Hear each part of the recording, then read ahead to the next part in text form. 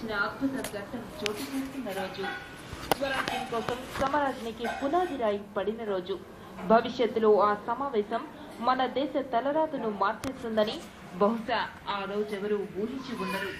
6 దశాబ్దాలకు పైగా దేశ స్వాతంత్ర పోరాటాన్ని ముందుండి నడిపింది భారత జాతీయ కాంగ్రెస్. ఆపై దేశ నిర్మాణానికి ముందు నిలిచిన సంస్థ భారత జాతీయ కాంగ్రెస్. అందుకే భారత స్వాతంత్ర పోరాటానికి ముందు వెనుక కాంగ్రెస్ ప్రస్తావన తీసుకురాకుండా చెప్పటం, రాయటం సాధ్యం కాదు. ఆ మహా రాజకీయ పార్టీ 125వ సంవత్సరంలో అడుగు పెడుతున్నప్పటికీ నేటికి భారతీయుడి గుండెల్లో పదిలంగానే ఉంది. 1885 డిసెంబర్ 28న బొంబాయిలోని సర్ గోకుల్ దాస్ తేజ్పూర్ కళాశాలలో ఓ సమావేశం జరిగింది. అక్కడే భారత జాతీయ కాంగ్రెస్ ఏర్పాటుకు అంకురార్పణ జరిగింది. దేశం నలుమూలల నుంచి వచ్చిన 72 మంది ప్రతినిధులు పాల్గొన్న కాంగ్రెస్ మొదటి సమావేశం అది. డబ్ల్యూసి బెనర్జీ ఆ సమావేశానికి అధ్యక్షుడు. ఆయనే కాంగ్రెస్ మొదటి అధ్యక్షుడు కూడా. ఈ సమావేశంలో రంగయ్య నాయుడు, ఆనందాచార్యులు, గుత్తికేశవ పిళ్ళై అనే 3 తెలుగువారు పాల్గొన్నారు.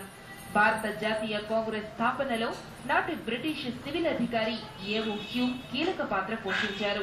కాంగ్రెస్ ఏర్పాటులో హ్యూమ్ పాత్ర మరువలేనిది. హ్యూమ్ కాంగ్రెస్ కు ఫాదర్ అయితే నాటి వైస్రాయ్ డఫరిన్ గాడ్ ఫాదర్ అని బెనర్జీ బహాటంగానే చెప్పేవాడు. దేశభక్తులను, విద్యావేత్తలను ఒకే వేదిక మీదకు తీసుకురావడానికి ఏర్పడిందే కాంగ్రెస్.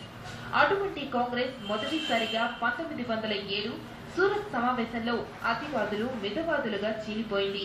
కాంగ్రెస్ లో ఎన్ని లుకలుకలు ఉన్నా రాజ్యాంగ, ఆర్థిక సంస్కరణల నుండి స్వరాజ్యం, సంపూర్ణ స్వరాజ్యం వరకు అంచెలంచెలుగా ఆలోచనను విస్తరించింది. ఎంతో మంది మహిళా నాయకురాలను తయారు చేసింది. అప్పటి నుంచి 1915 వరకు స్వాతంత్రోద్యమంలో శూన్యత ఏర్పడింది. ఆ శూన్యతను పూడ్చింది జిన్నా.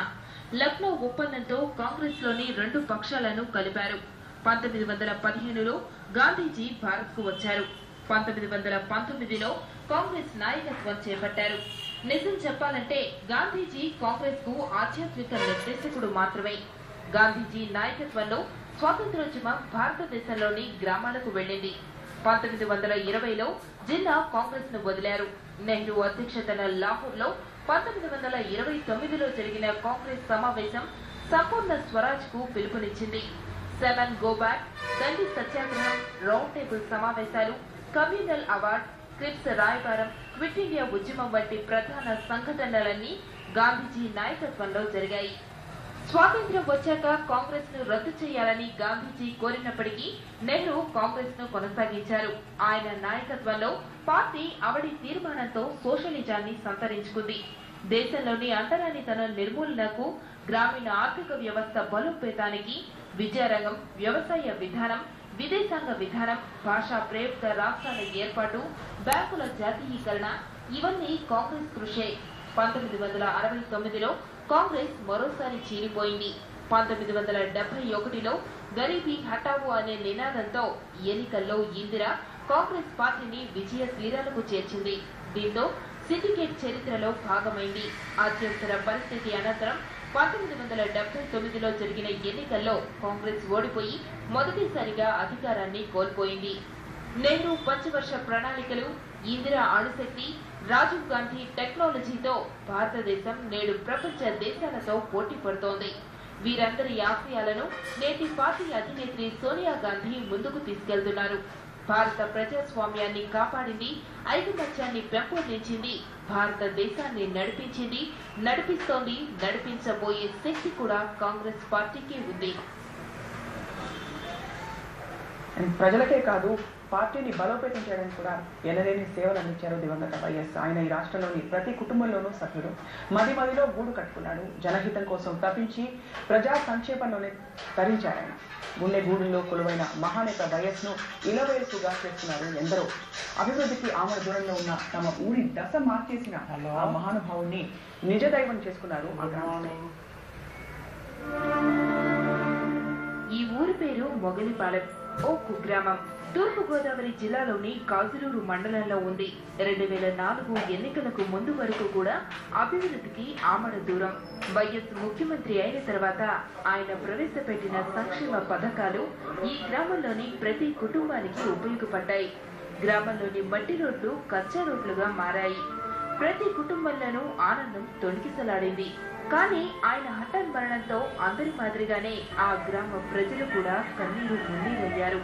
ఆ ఆవేదనలో నుంచే తమ దేవుడికి మందిరం కట్టాలని ఆ గ్రామ ప్రజలు నిర్ణయించుకోవటం, దానికి వైఎస్ఆర్ యువసేన పూర్తి సహకారాలు అందించడం చకచక జరిగిపోయాయి. దీనికి పార్టీలకు అతీతంగా నాయకులు, గ్రామ ప్రజలు ముందుకు కదిలి రావడం జరిగింది. ఈ స్మారక మందిరంలో అందంగా తీర్చిదిద్దిన 10 అడుగుల వైఎస్ఆర్ కాంస్య విగ్రహాన్ని ఏర్పాటు చేశారు.